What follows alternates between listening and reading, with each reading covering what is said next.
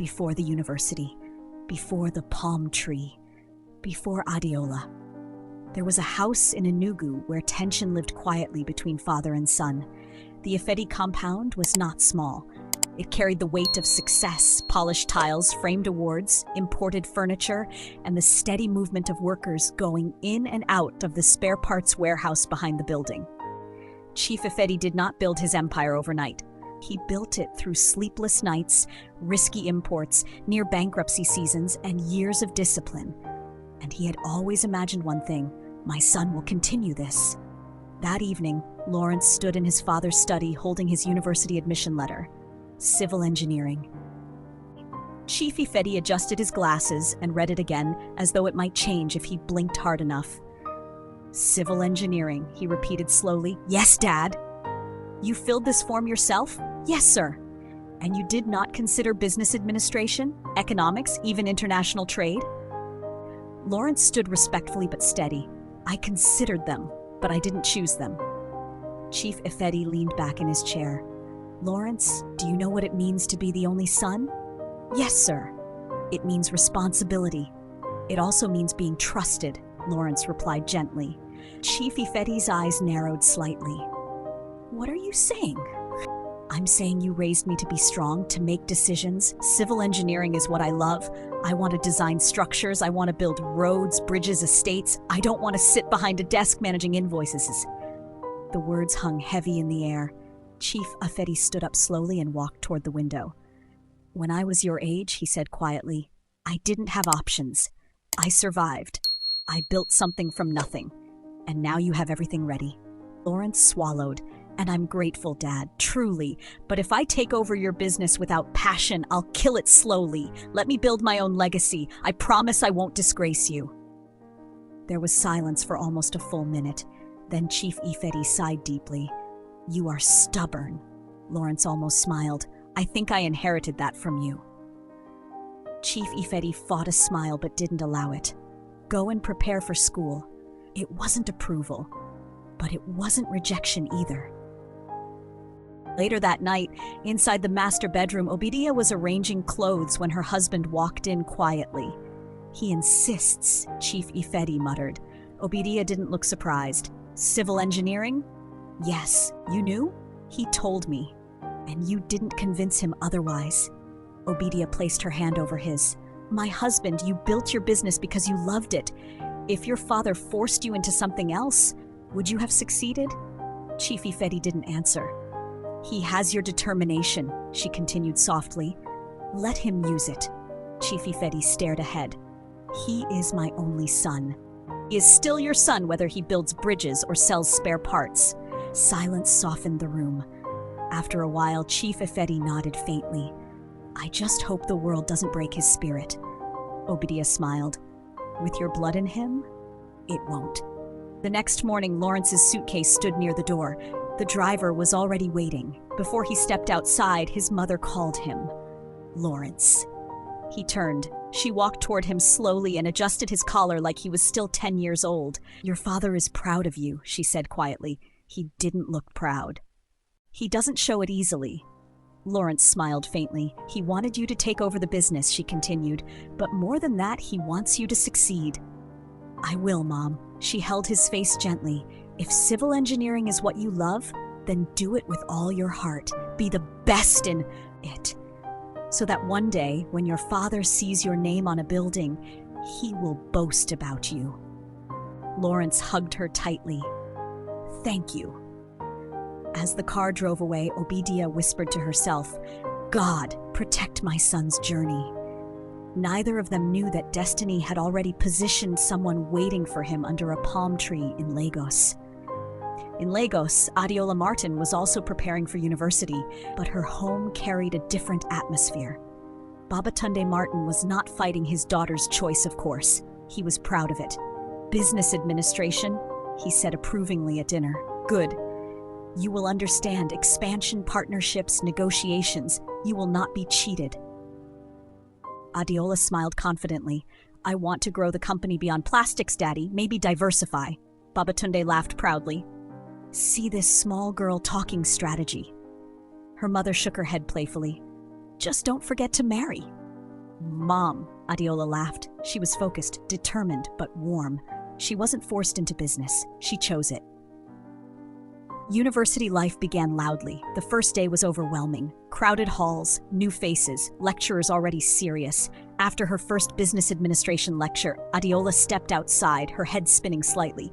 That lecturer did not come to play, she murmured. She needed air. At the same time, Lawrence stepped out of engineering mathematics, shaking his head.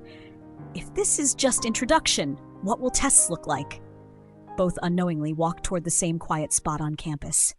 The tall palm tree, the shaded bench beneath it. Adeola got there first. She sat down, removed her small scarf, and fanned herself lightly. A few seconds later, footsteps approached. "Hi, is anyone sitting here?" "No, you can sit, thanks." They sat with a small space between them. For a moment, silence. Then, "First lecture?" he asked. "Yes, business administration," he nodded. "Engineering mathematics nearly humbled me." She laughed. "Already?" "It's like they expect us to be engineers since birth." She smiled wider. "I'm Adeola." "Lawrence. Nice to meet you, Lawrence. You too." They talked lightly at first, then deeper. "Where are you from? How many siblings? Why this course, hostel or off campus?" When she asked about his father's business and why he didn't study business too, he explained everything calmly. She listened differently this time, not just hearing, understanding. "You really love engineering?" she said quietly. "I do." She nodded slowly. "That's nice." Time passed quickly. "Oh no," she said suddenly, checking her phone. "I have one more class." "Same here." They both stood up reluctantly. "Maybe I'll see you later," he said. "Maybe," she replied softly. They both expected it. But that afternoon, they missed each other. He waited near the faculty building. She waited briefly at the palm tree again. Different timings, no reunion. That night, both wondered silently, will I see that person again? A week later, campus mini-mart. Adeola turned into an aisle holding a shopping basket and almost collided with him. They both froze. "You again?" she said first. "I was about to say the same thing." They laughed freely. This time, no awkwardness. They talked longer, about classes, about adjusting to campus, about missing home. Before leaving, Lawrence cleared his throat slightly. "Can I have your number? So next time we won't depend on destiny." She laughed. That was smooth. "Was it?" She typed her number into his phone. That night, he called. They spoke for 2 hours. About childhood memories, about fears, about dreams. It wasn't love yet, but something had started, and neither of them was running from. After the store reunion, communication became intentional. Not forced, not dramatic, just consistent. At first, they spoke every other day, then every day. Morning texts. "Have you eaten? Don't forget your assignment." Late night calls. "Are you still reading? I'm tired. Don't give up." They began studying together in the library. Lawrence was disciplined, always neat notes, always structured. Adeola was strategic, summarizing topics, organizing study plans. They balanced each other. One afternoon in the library, Adeola whispered dramatically, "If I fail accounting, just know it's because the lecturer hates happiness." Lawrence tried not to laugh. "You won't fail."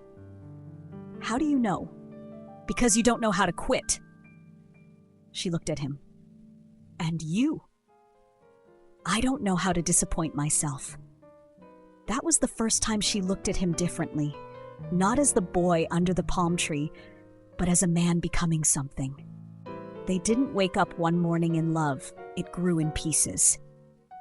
When Lawrence waited outside her class in the rain just to walk her to her hostel, when Adeola brought him food during a long practical session because he forgot to eat, when they argued over something small and Lawrence apologized first, when Adeola cried over exam pressure and he stayed on the phone until she slept.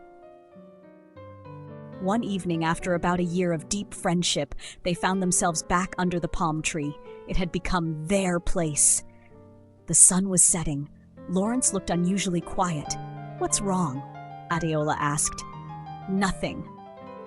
You're thinking too much." He sighed. "I don't want to ruin what we have." She felt her heartbeat change slightly. "Ruin it how?"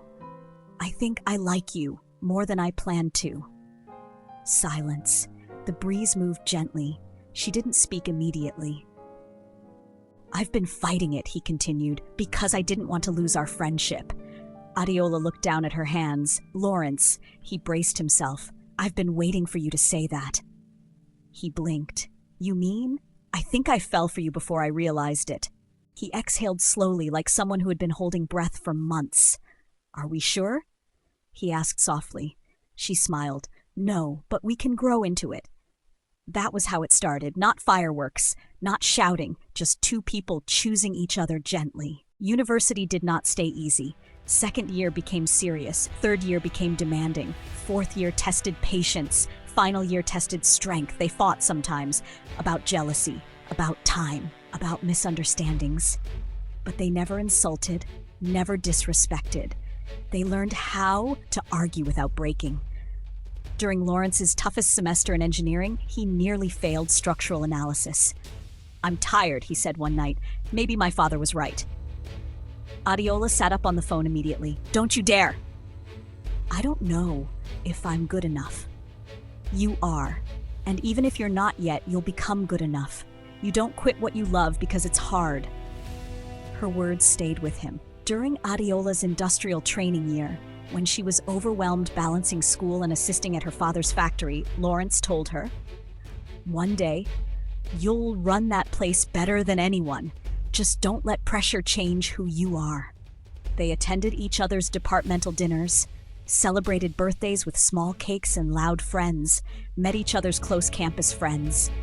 After about a year and a half into dating, they formally told their families. When Adeola first mentioned Lawrence at home, her mother asked calmly, he is Igbo? Yes, Mom. And I love him. Her mother smiled faintly. Bring him home when you are ready. When Lawrence told his parents about Adeola, Chief Ifedi asked one question. Is she respectful? Yes, sir. That is enough for now. Over time, both families met casually during visits. There was laughter, cultural jokes, food exchanged. What started as two students in love slowly became two families connected. After 5 years, graduation came, caps thrown in the air, photographs, tears of relief. Then came posting letters from the National Youth Service Corps, different states, different regions, 1 year apart. It was their first serious test of distance. The first night in separate states felt strange. I miss you already, Adeola said softly on the phone. It's just 1 year, Lawrence replied. We've survived exams, we'll survive this. They scheduled calls, visited when possible, counted months. Distance did not weaken them, it matured them. By the time NYSC ended, they had been together almost 6 years. They were no longer teenagers. They were adults who had grown side by side. It wasn't flashy. Lawrence didn't believe in public pressure proposals. He invited her to dinner at a quiet restaurant. Adeola sensed something different. Why are you nervous? She teased. I'm not. You are. He stood up suddenly and knelt. Her heart stopped. Adeola Martin, he began, voice slightly shaking. We have grown together. We've argued. We've prayed. We've survived distance. I don't just love you. I understand you. I want to build my life with you. Will you marry me?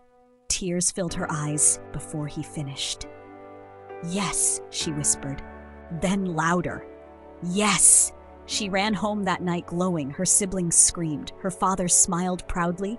Chief Ifedi received the news with visible relief. It is time, he said. Everything felt aligned. Perfect. That evening, after the celebration settled, Adeola's mother called her into her bedroom. They sat on the bed together. My daughter, her mother began warmly. Marriage is not only love, it is patience, it is understanding, it is sacrifice. Adeola nodded happily. I know, Mom. Never disrespect your husband publicly. Protect your home. I will. They laughed lightly about future children. Then her mother's tone shifted slightly. Adeola, what is Lawrence's genotype? Adeola blinked. My genotype is AS. Her mother continued carefully. You know that, yes. And you know Ez cannot marry AS. It is risky for children. Adeola's smile slowly faded. I don't know his genotype. Her mother straightened. You don't know? No, Mom. 6 years, Adeola. Tears began forming in her eyes. We never talked about it, she whispered. We were just happy. We forgot. Her mother sighed deeply. My daughter, love is beautiful, but wisdom protects love. Adeola covered her face briefly. This is a huge mistake. Yes, her mother replied gently but firmly. You must ask him. I will. That night, Adeola lay in bed staring at the ceiling. He has to be AA, she whispered to herself, but fear sat quietly in her chest. What if he is AS? Hope and anxiety slept beside her that night. The next morning, she dressed carefully. Her mind was divided, positive, but scared. As she drove to Lawrence's house, she whispered repeatedly, he will be AA. But deep inside, she was afraid. And she didn't know that the next conversation would test everything they built for 6 years.